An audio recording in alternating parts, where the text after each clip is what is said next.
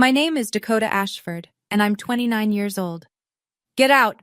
I'm done paying for another man's mistake, my father said, throwing a $50 bill at my face on my 18th birthday, with my grandmother, my brother, and 6 relatives watching from the kitchen table. 11 years. That's how long I carried a sealed envelope with me. Through nursing school, through 12-hour shifts in the pediatric ward, through every Thanksgiving I spent alone. Inside was one piece of paper that could have ended everything. I never opened it in front of him, not because I was afraid, because I was waiting for the moment he couldn't look away. That moment came 6 months ago, at his 60th birthday party, in front of 80 guests, and when he finally saw what was inside, and who was standing at the door, his face turned a shade of gray I'd never seen on a living person. Before I go on, please take a moment to like and subscribe, but only if you genuinely connect with this story. Drop your location and your local time in the comments. I love knowing where you're all listening from. Now let me take you back to a Saturday morning in April, the day my mother's brother showed up with a duffel bag and said 2 words that changed my life. My mother, Marlene, was the only reason our house ever felt like a home. She had this way of standing between me and my father without making it look like she was standing between me and my father.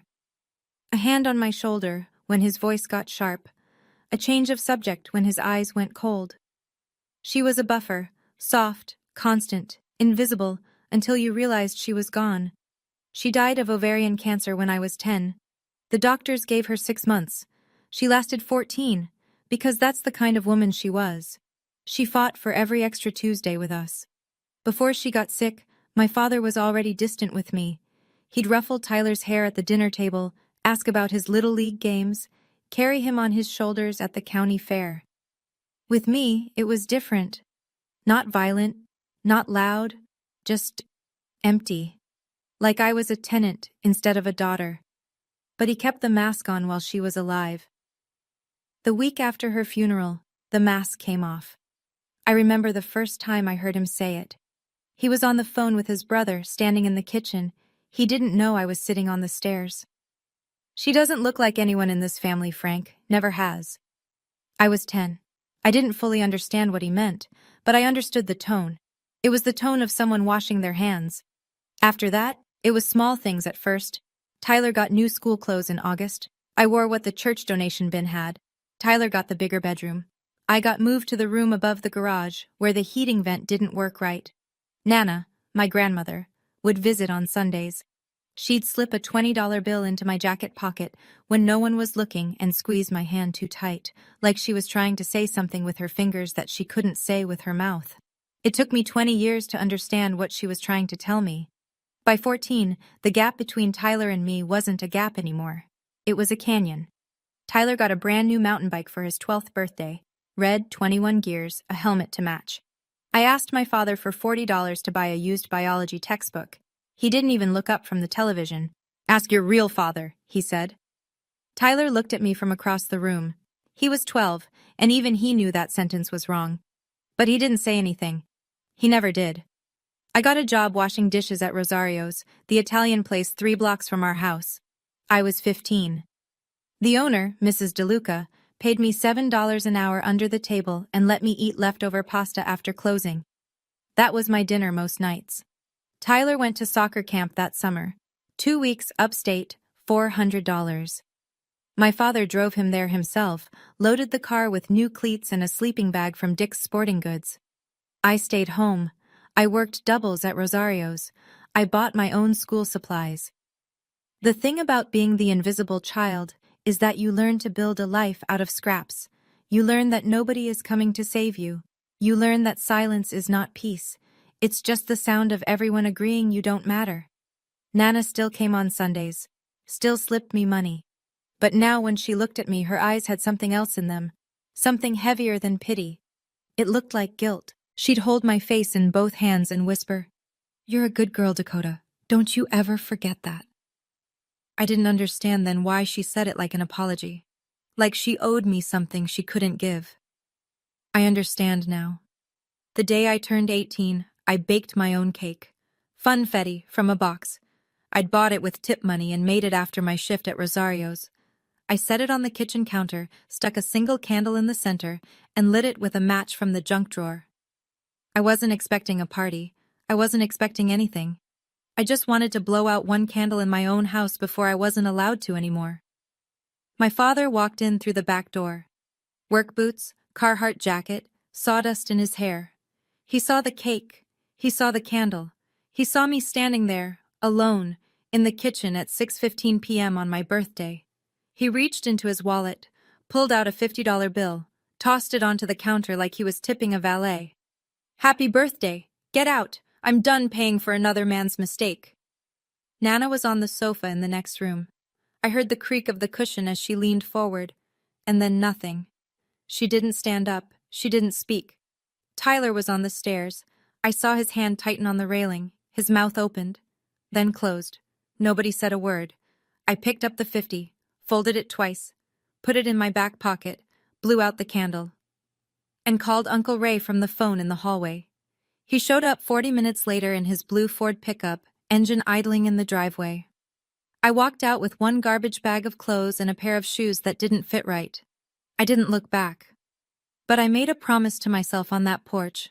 One day, he would know exactly what he threw away, and it would be too late.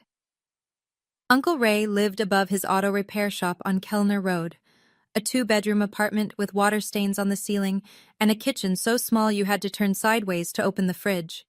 He'd cleared out his storage closet before I got there. Put in a twin mattress, a desk lamp, and a folded quilt that smelled like motor oil and laundry detergent. It wasn't much. It was everything. "You're home now," he said, standing in the doorway. "That's all that matters."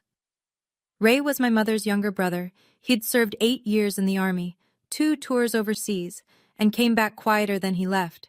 He opened the shop with his separation pay, fixed cars 6 days a week, and lived alone. He never married, never talked about why. He didn't ask me what happened at the house. He didn't ask about Gary. He just pointed to the bathroom towels and told me breakfast was at 7. The first week, I barely talked. I went to school, came back, sat at the desk in my closet room and did homework until my eyes blurred. Ray left plates of food outside my door, grilled cheese, canned soup, once a whole rotisserie chicken he must have bought at the grocery store on the way home. On the 8th night, I came out and sat at the kitchen table while he ate. He looked up, nodded, went back to his sandwich. That was it. That was the whole conversation. But something in my chest unlocked. Just a little. I didn't know this then, but Ray had his own battles. I found the chip in his nightstand drawer a month later, a bronze medallion with a triangle stamped into it. 3 years sober. He'd quit drinking the year my mother died. He never told me. I never asked. He just showed up, every single day. Leaving my father's house didn't set me free. It just moved the cage. Because Gary Ashford didn't stop at the front door. He took his story on the road. Within a month of my leaving, I started noticing the silence. I called Aunt Patty, my mother's cousin, the one who used to braid my hair at Thanksgiving. No answer. I called Marcus, my older cousin who taught me to ride a bike. Voicemail, every time. I sent a card to Nana for her birthday. No reply. It was Ray who finally told me what was happening. "Your father's been making calls," he said one night, wiping his hands with a shop rag. "Telling people your mother confessed on her deathbed, saying Marlene admitted you weren't his." I felt the floor tilt. "That's not true," I said. Ray's jaw clenched. "I know it's not." "Then why does everyone believe him?" "Because he's been saying it for years, and your mother's not here to say otherwise." That was the part that gutted me. Not that Gary lied. He'd been lying my whole life. It was that he weaponized my mother's death. Turned her last days into a confession she never made. Used her silence to rewrite history. And the family bought it. Because Gary was loud, and Gary was present, and Gary told the story first. If I stayed quiet, I lost everything. Not just a father. I'd already lost him. I'd lose my mother's name. Her reputation. The only proof she ever existed would be filtered through the mouth of the man who betrayed her. That was the real cost of silence. Not money, not inheritance. Marlene. But Gary made one mistake. He told that story to too many people, including someone who knew the truth. The call came 3 years after I left. I was 21, halfway through my nursing program, studying for a pharmacology exam at the kitchen table, when my phone buzzed with a number I didn't recognize. Dakota? It's Diane. Diane Mercer. I was your mother's best friend. I knew the name. I remembered a woman with red hair and a loud laugh who came to our house on Friday nights when I was little.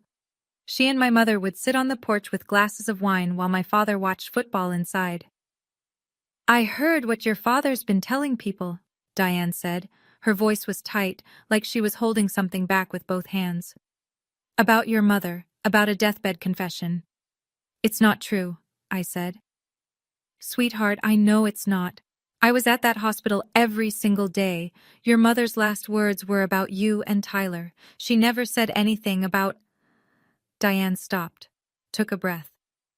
Your mother was the most loyal woman I ever knew. Then she said something that rearranged every assumption I'd ever made. Your mother didn't have a secret, Dakota. But your father does. The kitchen went very quiet. What do you mean? When your mom was pregnant with you, she started suspecting Gary was seeing someone. She never had proof. But she told me, more than once, that he'd come home at strange hours, smelling like a perfume she didn't own. I sat back in my chair. The pharmacology textbook blurred. Diane, are you saying... I'm saying that if anyone had a reason to question anyone's loyalty, it wasn't him. She paused, then quieter. If you ever want the truth, science doesn't lie. You just need a sample. I thanked her, hung up, and sat in that kitchen for a very long time, staring at nothing. I waited a year before I acted. Not because I was hesitant, because I needed to be certain I was doing this for the right reason. I wasn't trying to win Gary back. I wasn't trying to prove I deserved his love. I was trying to protect my mother's name. That was the line I drew in my own mind, and I held it. The chance came at Thanksgiving. I was 22, final semester of nursing school. Tyler called me out of the blue, the first time in 4 years. Dad's going to the game at noon, he said. Come by, just for 30 minutes. I'll make coffee. I drove to the house in Ray's truck. The neighborhood looked the same. Same cracked sidewalk, same mailbox with the dented flag. Tyler met me at the back door. We sat at the kitchen table. He'd made instant coffee, too strong, in mismatched mugs. We talked about nothing. His job, my clinicals, the weather. Normal words over an abnormal silence. Then the front door opened. Gary stood in the hallway, keys in hand. He looked at me like I was a stain on his floor. What are you doing here? Tyler invited me. Tyler doesn't make decisions in my house. Tyler stood up. Dad, it's Thanksgiving. She's not family. Period. The sentence landed like a slap. Not new, not surprising, but hearing it at 22 felt different than hearing it at 10. At 10, it crushed me. At 22, it clarified me. I stood up, reached for my jacket, and on my way out, I picked up the coffee mug Gary had just set on the counter. Still warm. His fingerprints, his saliva, his DNA. I slipped it into my coat pocket and walked out the back door without looking back. Tyler followed me to the truck. I'm sorry, Dakota. I'm so sorry. I knew he meant it. I also knew he'd never do anything about it. 4 weeks later, the results came in a plain white envelope from the lab. I opened it at Ray's kitchen table on a Tuesday morning before my shift. The apartment was quiet. Ray was already at the shop. Outside, a garbage truck groaned down Kellner Road. I unfolded the letter. Read the numbers.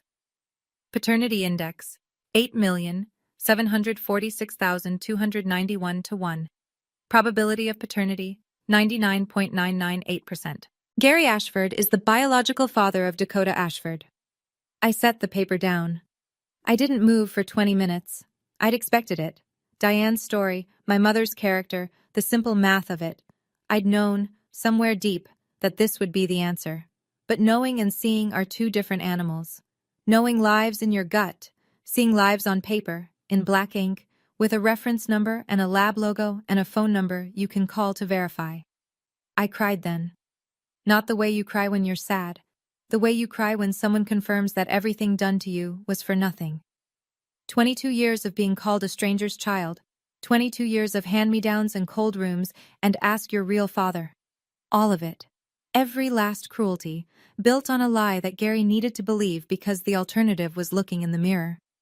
Ray came home at 6 and found me at the same table, eyes swollen, the letter smoothed flat in front of me.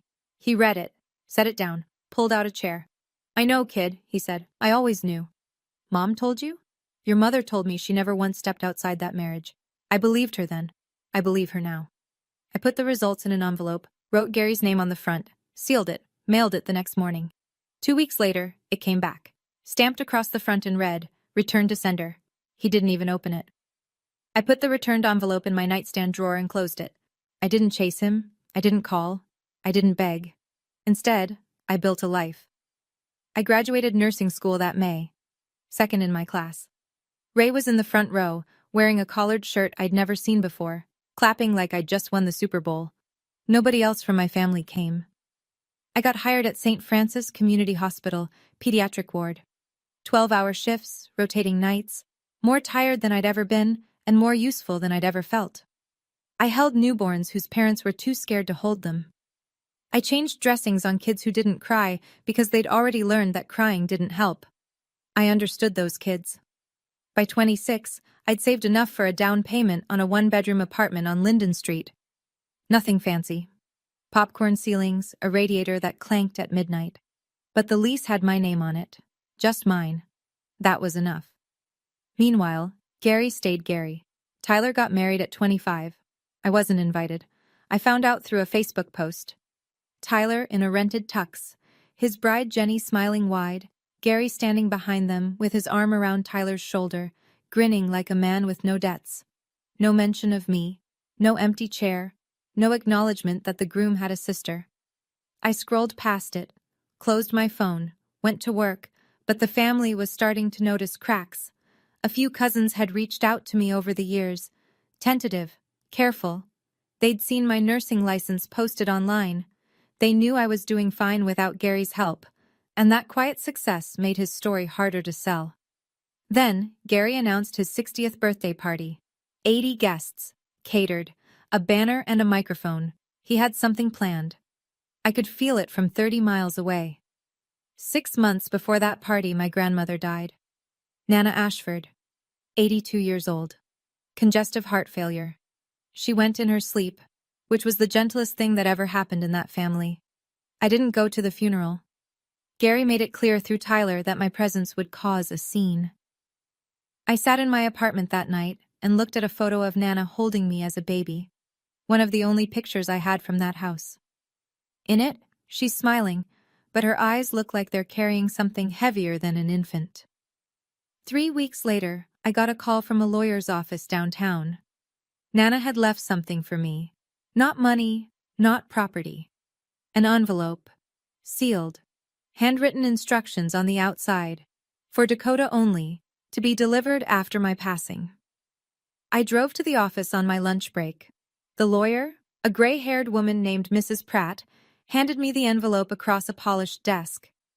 "Your grandmother arranged this 8 months ago," she said. She was very specific about the recipient. The envelope was thick. The handwriting on the outside trembled, the pen strokes of a woman whose hands were failing but whose mind was not. I opened it in my car, in the parking garage, with the engine off. Inside was a letter. 3 pages, written in blue ink on lined paper, the kind you'd tear from a spiral notebook. Nana started with an apology. She told me she'd known the truth for almost 30 years. She'd caught Gary with a woman named Karen, in the back seat of his truck, parked behind the VFW hall, 6 months before I was born. Marlene was 7 months pregnant. Gary begged his mother to stay quiet. Nana did. Because he was her son, and she was afraid of losing him. She chose her son over the truth, and she spent the rest of her life living with what that cost. I read the letter 3 times in that parking garage. The second page named dates, places, details no one could fabricate. The VFW hall on Route 9, a Tuesday night in October. Karen worked at the county clerk's office. That's how Gary met her. Nana described the perfume she smelled on Gary's jacket the night she confronted him. Vanilla and something floral, cheap, not Marlene's. The third page was the part that broke me open. Dakota, you were always my granddaughter. You were always Gary's child. Your mother never betrayed anyone. Your father did. And I helped him hide it by staying silent. I am sorry. I don't deserve your forgiveness. But you deserve the truth. Nana had signed it, dated it, and at the bottom, a notary stamp. Mrs. Pratt had witnessed the signature in her office. I called Diane that evening. Nana wrote me a letter, I said. She knew about Karen. Silence. Then, she told you. You knew Nana knew? Marlene suspected. She told me once. She thought Nana had seen something but was too scared of Gary to say it. Diane's voice cracked. Your mother carried that alone, Dakota. She never had proof, just instinct. I sat on my couch with the letter in my lap, the DNA results from my nightstand beside it, and for the first time, I saw the full picture. Gary didn't hate me because I wasn't his. He hated me because I was. And every time he looked at me, he saw Marlene. And every time he saw Marlene, he remembered what he'd done. I wasn't the evidence of her sin. I was the evidence of his. I put both documents into a new envelope, sealed it, set it in my drawer. I wasn't going to find Gary, but if he ever came for me again, I'd be ready. I didn't have to wait long. 3 weeks later, Tyler called. It was a Wednesday night. I was folding scrubs on my bed when my phone lit up with his name, a name I hadn't seen on that screen in over a year. Hey, he said. His voice was low, the way people talk when they're standing in a room with someone who might hear. Hey, Dad's turning 60. There's a party, Saturday the 14th, 80 people. He doesn't want me there, Tyler. I want you there. A pause. You're my sister. Something in my chest seized. In 27 years, Tyler had never said those words out loud, not once. Not in the kitchen when Gary made his remarks, not at the birthday with the $50 bill, not in any of the silence that followed. Why now? I asked. Because Jenny's pregnant. His voice shook slightly. And I've been thinking about what kind of family I want this kid to grow up in, and it's not what we had. I closed my eyes. Tyler, if I show up, it won't go well. I know, but I'm asking anyway. I thought about it for 3 days, talked to Ray. He listened without interrupting, the way he always does, leaning against the counter, arms crossed, eyes steady. What do you want to do? He asked. I want to go. For Tyler. For Mom. Then go. Will you come? I'll be outside, in the truck, in case you need to leave fast. That was Ray. No speeches, no drama, just a truck with the engine running and a man who'd never once let me down. Saturday morning I got dressed. White blouse, simple earrings, flats. I picked up the envelope from my drawer and slipped it into my bag, just in case. The party was in full swing when I pulled up. Gary's house, the house I grew up in, sat on a quarter-acre lot at the end of Maple Drive. The lawn had been mowed for the occasion. String lights zigzagged between the garage and the fence posts. A folding table by the gate held a cooler, stacks of paper plates, and a sheet cake with "Happy 60th, Gary" piped in blue frosting. I could hear country music from the Bluetooth speaker on the porch, voices layered over each other, the comfortable noise of people who belong somewhere. I parked on the street, checked my bag. The envelope was there, tucked between my wallet and a pack of tissues. Ray's truck was parked 2 houses down, engine off, windows cracked. He caught my eye in the side mirror and gave me a single nod. I walked through the gate. The backyard was full. 80 people, give or take. Aunts, uncles, cousins, neighbors, guys from Gary's plumbing crew, women from the church. Kids ran between legs. Someone was grilling burgers. The air smelled like charcoal and cheap beer and cut grass. A few heads turned when I walked in. Conversations stuttered. An aunt whose name I'd forgotten leaned toward the woman beside her and whispered something behind her hand. Tyler met me at the gate. He looked like he hadn't slept. You came, he said. I came. He led me to a chair at the far end of the last table, the one closest to the back fence, farthest from the main gathering. I sat down, set my bag on my lap. Then I looked up and found Gary's eyes across the yard. He was standing at the head table, beer in hand, surrounded by friends.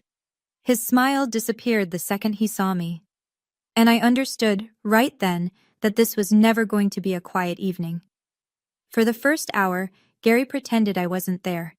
He worked the crowd the way he always did. Handshake, backslap, laugh, repeat. He was good at this. He'd spent 60 years learning how to fill a room with a version of himself that people wanted to believe in. The hard-working plumber, the devoted father, the man who sacrificed everything for his family. It was a convincing performance. It always had been. Around 7 o'clock, someone clinked a glass. The music faded. Gary walked to the center of the yard where a microphone stand had been set up next to the cake table. He tapped the mic twice. The crowd gathered in a loose semicircle. "I want to thank everyone for being here tonight," he said. 60 years. Can't believe it. Laughter. Applause. He talked about his life, his work, how he'd built his crew from nothing, how he'd raised his family in this very house, on this very lawn. He gestured around the yard, and people nodded. Then he called Tyler up. Tyler walked to the microphone slowly, hands in his pockets. Gary put his arm around him and pulled him close. "This is my boy," Gary said into the mic. "My only boy. My legacy." He said it with the warmth of a father and the precision of a surgeon. My only boy, not my oldest, not one of my kids. My only. A few guests glanced in my direction. I kept my face still. "Some of you know," Gary continued, and his voice shifted, lower, more deliberate. "My first wife made choices I had to live with for 18 years. He paused, let it land. "I won't go into detail, but tonight, I want to make something official." He looked out at the crowd with the calm authority of a man who believed he'd already won. "This house," Gary said, one hand on Tyler's shoulder, the other gripping the mic. "Everything I built, it goes to Tyler, because family means blood. Real blood." Applause. Scattered, uncertain, but enough. A few of the plumbing crew guys whooped. A neighbor clapped too hard. Then Marcus, my cousin, standing near the cooler, said what no one else would. "What about Dakota?" It came out quiet, but the microphone caught the silence after it. Gary heard. His head turned slowly toward Marcus, then toward me. He smiled. The kind of smile that isn't a smile at all. "Dakota?" He chuckled into the mic. "She's here as a guest tonight, not as my daughter." The yard went still. Someone set down a plate. A child's voice carried from somewhere near the house, unaware. But Gary wasn't finished. He looked directly at me. Across 80 people. Across 29 years. And he said the thing he'd been rehearsing his whole life. "I kept my mouth shut for years, out of respect for her mother's memory." His voice was steady, practiced. "But since she decided to show up tonight, everyone deserves the truth. She was never mine." I felt every pair of eyes in that yard land on me. Diane Mercer, sitting at the next table, reached over and put her hand on my shoulder. Her fingers pressed hard. A message. "I'm here." I sat perfectly still. My hands were under the table, gripping the strap of my bag. My heart hammered so loud, I was sure the woman next to me could hear it, but my face didn't move. Because I'd been waiting for this, not hoping for it, not planning it, but prepared, the way you prepare for a storm when you've watched the sky turn dark for 29 years. Gary smiled at the crowd, triumphant. He had no idea what was in my bag. I stood up slowly. The chair scraped against the patio stone, a small sound that cut through the silence like a blade. Every head turned. I didn't raise my voice. I didn't rush. I spoke the way I speak to a parent at the hospital when I'm delivering results they didn't expect. Clear, measured, respectful. "Gary, you've spent 29 years telling that story." I paused. Let the sentence breathe. "Can I have 60 seconds to tell mine?" His smile faltered, just slightly, a crack in the plaster. He shrugged, gestured with the beer bottle. "Go ahead. Won't change the facts." "Thank you." I opened my bag, pulled out the envelope. It was thick, cream-colored, worn at the edges from years in a drawer. Gary's name was written across the front in my handwriting, the same handwriting from 7 years ago, the same envelope he'd mailed back without opening. I held it up so the people near the front could see. "Some of you might not know this," I said, "but 7 years ago I mailed this envelope to Gary. He sent it back, unopened. Return to sender. I turned it so the red stamp was visible. He didn't want to know what was inside. A murmur rippled through the crowd. Gary's jaw tightened. "What is that?" he said. "This is what you were too afraid to open." I broke the seal. The paper tore cleanly. Inside were 2 documents folded together. I separated them, held the first one up. My hands were steady. My voice was steady. My whole body was a straight line drawn through 29 years of being told I didn't count. "I'm going to read 1 paragraph," I said.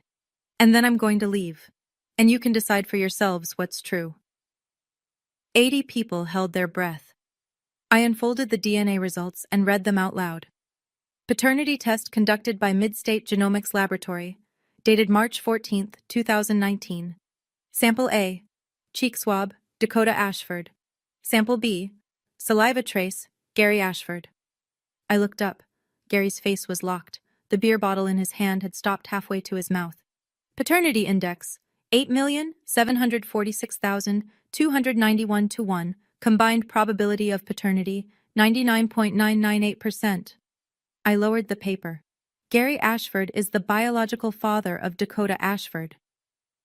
The silence that followed wasn't empty. It was full, packed tight with the sound of 80 people recalculating everything they'd been told for the last 3 decades. Somewhere near the back, a spoon hit a plate. Someone inhaled sharply. A woman I didn't know covered her mouth with her hand. Gary spoke first. Of course he did. "That's fake." His voice was flat, controlled, but the color was draining from his face like water from a tub. "She fabricated it." I held the paper toward Marcus, who was standing closest. "Lab name, phone number, and case reference number are printed at the bottom. Call them right now if you want." Marcus took the paper, read it slowly, looked up at Gary. "It's from Midstate, Gary. It's legit. I don't care where it's from. The reference number is right here. Anyone with a phone can verify it in 5 minutes." Gary's mouth opened, closed, opened again. "This doesn't prove anything," he said. But his voice had changed. The command was gone. What was left sounded thin, hollow, like a man standing on a floor that had just started to crack. I didn't argue with him. I didn't need to. The paper was doing the work. I reached into the envelope for the second document. "The DNA is only half of it," I said. I unfolded the second document. 3 pages of lined paper covered in shaky blue handwriting. The crowd leaned in, the way people do when they sense the ground is about to shift again. "This is a letter," I said. "Written by Nana, your mother, Gary. Written 3 months before she died. Notarized by her attorney." Something crossed Gary's face. Not anger. Something older. Fear. "My mother wouldn't—" "She did." I didn't read the whole letter. That wasn't mine to share. I read 2 sentences. The only 2 that mattered. "I caught Gary with a woman named Karen behind the VFW hall in October, 6 months before Dakota was born. Marlene never cheated. My son did, and I stayed silent because I was a coward." The yard erupted. Not in noise, in motion. People shifted in their chairs. Hands went to mouths. Eyes darted between Gary and me like spectators at a wreck they couldn't look away from. Gary grabbed the edge of the table. His knuckles were white. "She was confused," he said. "She was old. She was sick." Diane Mercer stood up from her chair. Slowly. Deliberately. Every person in that yard watched her rise. "She wasn't confused, Gary." Diane's voice was clear and unshaking. "I was there too. Marlene cried on my couch for 3 hours the night she found out about Karen. She never once thought about leaving you. But you never stopped punishing her for what you did." The microphone was still on. Every word carried. Tyler, who had been standing beside Gary this whole time, took 1 step back. Then another. His face was white. His mouth was a thin line. He hadn't known about any of it. What happened next was the saddest part. Not because I felt sorry for Gary, because I watched a man try to save a lie that had already died, and he couldn't stop himself. "This is my birthday!" Gary shouted. His hand slammed the table. Paper plates jumped. A cup of soda tipped over, and nobody picked it up. "You planned this. You came here to destroy—" "I came because Tyler asked me to.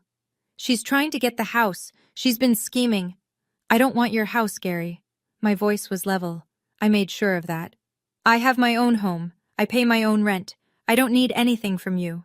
He looked around the yard, searching for an ally, for someone to nod, to step forward, to say she's lying, but every face he found was either looking away or looking through him. Marcus set the DNA paper on the table, folded his arms. Aunt Patty was crying, quietly, into a napkin. A man from Gary's plumbing crew, I didn't know his name, put down his plate and walked toward the gate without a word. Then Tyler spoke. "Dad," his voice cracked. "Is it true? About Karen?" The whole yard held still. Gary looked at his son, his golden child, the one he'd built his entire identity around. And for one moment, I thought he might tell the truth. I thought 30 years of lies might finally collapse under their own weight. But Gary just stood there, jaw working, eyes wet, saying nothing. And that silence, that refusal to deny it when it mattered most, was louder than any confession. Tyler's hand dropped from his father's shoulder. "That's what I thought," Tyler whispered. Gary was still standing, but everything underneath him had already fallen. I could have stopped there. The DNA was red. The letter was out. The silence had spoken.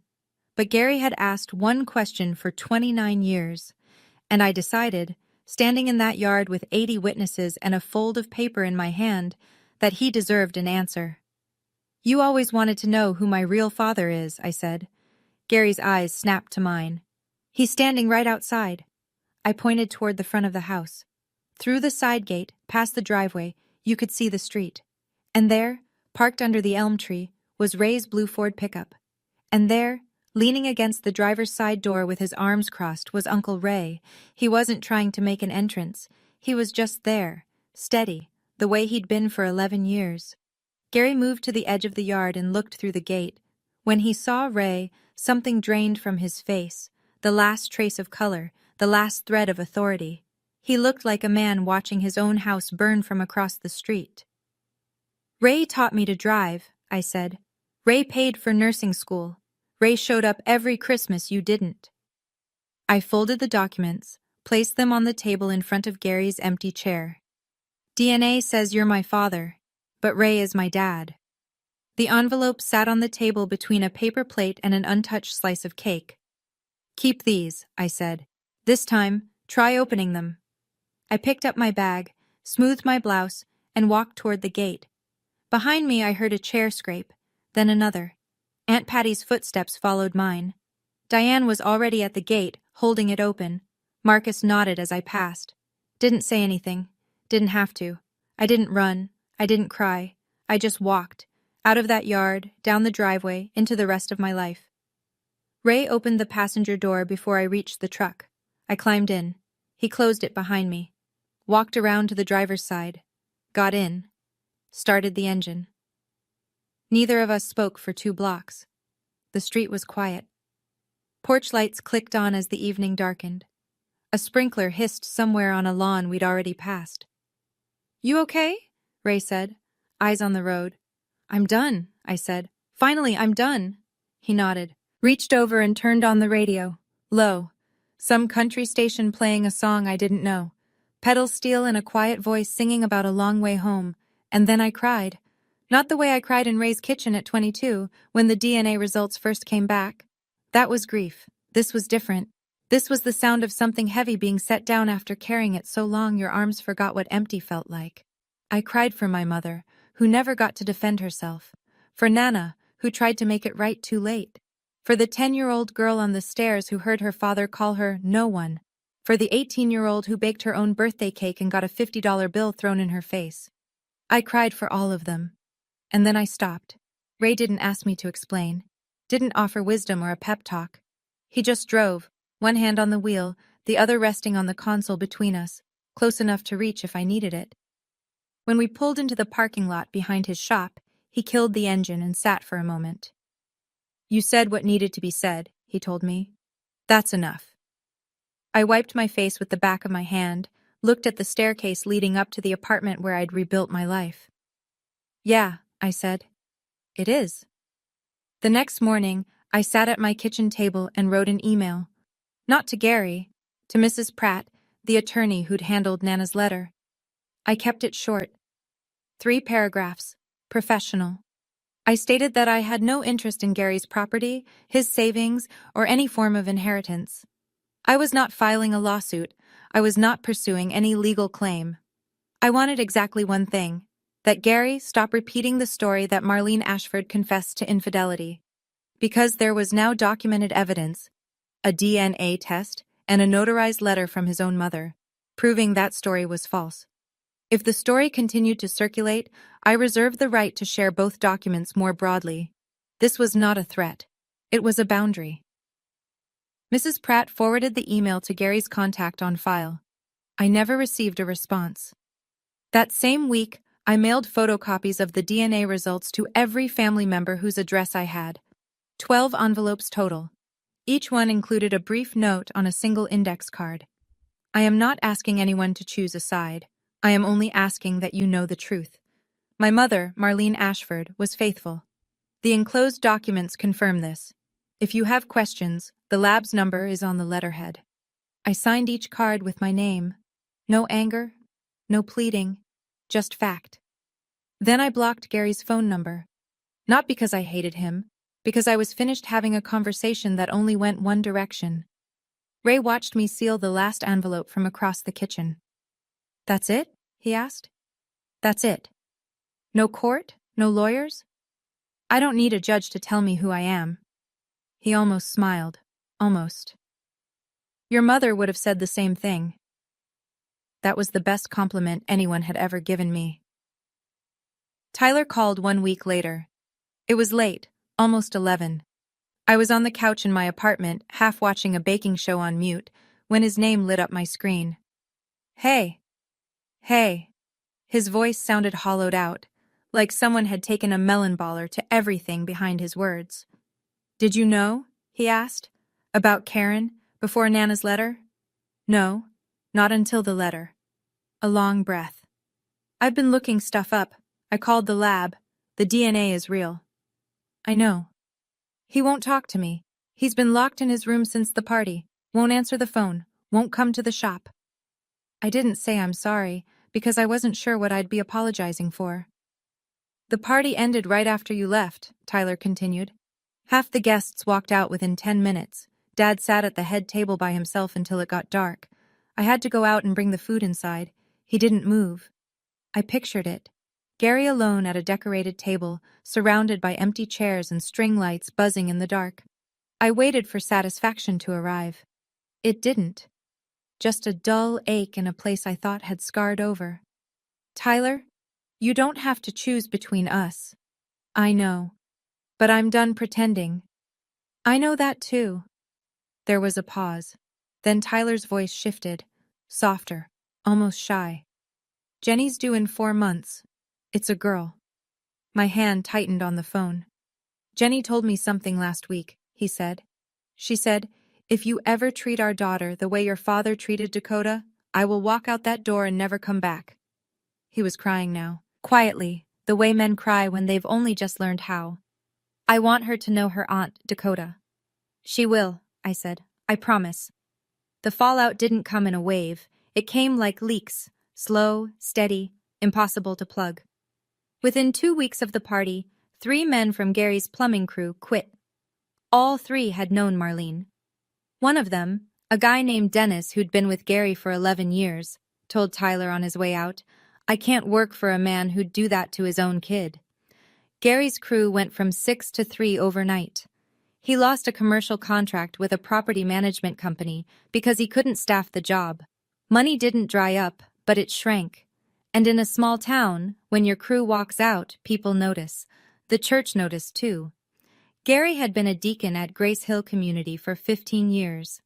Not a role that pays, a role that matters. It meant he read scripture on Sundays, organized the food drive in November, shook hands in the lobby. Pastor Collins called Gary in for a private meeting. I don't know what was said. But the following Sunday, Gary's name was missing from the bulletin. A woman named Linda read the scripture instead. Neighbors adjusted. The Hendersons, Barb and Tom, both in their 70s, who'd lived next door since before I was born, brought a tin of cookies to Ray's shop one afternoon. "For Dakota," Barb said, pressing the tin into Ray's hands. "Marlene was the kindest woman on this street. We should have said something sooner." Ray put the cookies on the kitchen table that night. I ate 3 and cried a little, because sometimes kindness hits harder than cruelty. Marcus posted something short on Facebook. Truth has a way of finding daylight. He didn't tag anyone, he didn't have to. The comment section filled up within an hour. Gary didn't leave his house for 2 weeks. A month after the party, a letter arrived at Ray's shop. Hand-delivered by Tyler, not mailed. My name was on the front in Gary's handwriting, blocky, all caps, the penmanship of a man who writes work orders, not apologies. I opened it at the counter while Ray rebuilt a carburetor 3 feet away, pretending not to watch.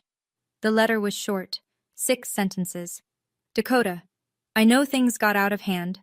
I made mistakes. The house is still your home if you want it. Come back so we can talk. Dad." I read it twice, looking for the word, the only word that would have mattered.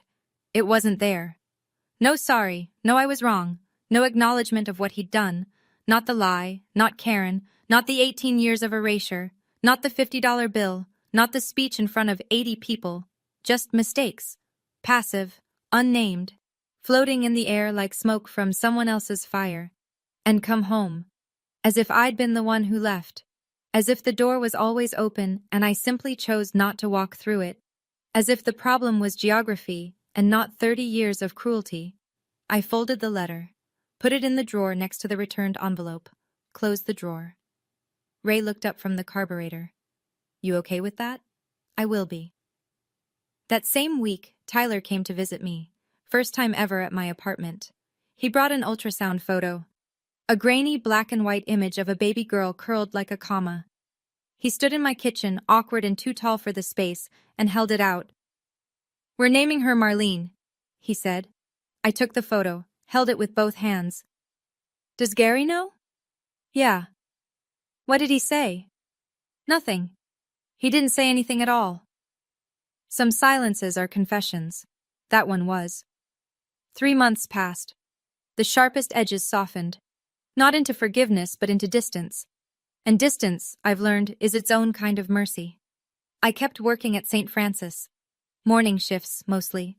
The pediatric ward is the kind of place that resets your perspective every 12 hours. You hold a 3-day-old baby who just had heart surgery, and suddenly your own problems feel survivable. One morning, a newborn wrapped her entire fist around my index finger and wouldn't let go.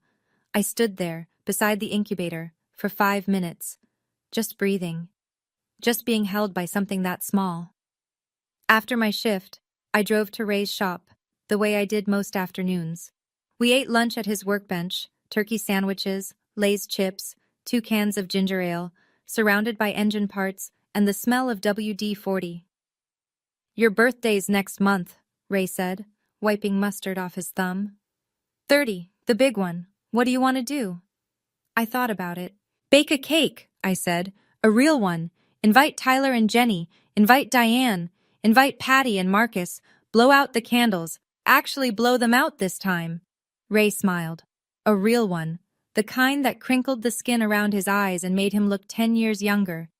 "Finally get to do it right," he said. "Yeah, finally." I looked up at the wall behind the kitchen table. The $50 bill was there, framed in a cheap black frame from the dollar store. I'd hung it the week I moved in. Not out of bitterness. Out of memory. That bill was the price Gary put on me. $50 for 29 years of a daughter he refused to claim. I was worth more than that. I'd always been worth more than that. I just needed a while to believe it. If you're listening to this story and you have a Gary in your life, I'm not going to tell you what to do. I don't know your situation. I don't know what you've survived or what you're surviving right now. I don't know if your Gary is your father, your mother, a sibling, a spouse, or someone else who decided you weren't enough and spent years making sure you believed it. But I know this. You don't owe loyalty to someone just because you share DNA. Blood doesn't earn trust. Behavior does. And the people who love you, really love you, are the ones who show up without being begged, without conditions, without keeping score. My mother couldn't protect me anymore. She ran out of time. Nana knew the truth for 3 decades, but was too afraid to speak. Tyler loved me, but didn't have the courage to stand up until the walls were already falling down. Uncle Ray had no obligation. None. I wasn't his daughter by law, by blood, by any document you could file. He was just a man with a spare room and a decision. Show up or don't. He showed up every single day. When I couldn't sleep. When I failed my first clinical exam. When I sat in his kitchen at 22, crying over a DNA result that confirmed what he already knew. He never said, "I'm your father now." He didn't have to. He just was. I didn't win because of a piece of paper. I won because I stopped letting one man's lie define my worth. The DNA didn't set me free. Deciding I was done, that set me free. Setting a boundary isn't revenge. It's the first time you choose yourself. If nobody's told you that today, I'm telling you now. So here's where things stand. I'm 29, about to turn 30. I still work the pediatric ward at St. Francis. I still eat lunch at Ray's workbench on Tuesdays and Thursdays. He still makes the sandwiches too thick. And I still don't complain. Tyler calls me every Sunday. It's the first real relationship we've ever had, not built on a shared house or a shared father, but on the simple choice to pick up the phone. Jenny sends me photos of her growing belly. The nursery is painted soft yellow. There's a name stenciled on the wall in white cursive letters. Marlene. Baby Marlene was born 2 months ago, 7 pounds, 4 ounces, at 3:47 in the morning. I was in the waiting room. Tyler came through the double doors, scrubs wrinkled, eyes red, grinning so wide it looked like his face might split. "You want to hold her?" I held my niece. She had dark hair like mine, like our mother's. Diane and Patty were at the hospital too. Diane brought flowers. Patty brought the blanket she'd crocheted in secret. We stood around Jenny's bed and passed that baby from arm to arm, and for a few minutes, we were the kind of family Marlene would have wanted. Gary? I don't know. I don't ask. Tyler doesn't bring it up, and I don't push. I heard through Marcus that he's still in the house on Maple Drive. Alone. Not broke, just empty. The $50 bill is still framed on my wall. I see it every morning when I make coffee. It reminds me where I started. It reminds me what someone thought I was worth. It reminds me they were wrong. My name is Dakota Ashford. I am my father's daughter, just not the father who threw me out. If Dakota's story reminded you of someone, or of yourself, drop a comment and tell me, what boundary did you finally set? I read every single one. If you want more stories like this, check the links in the description. There's a whole playlist waiting for you.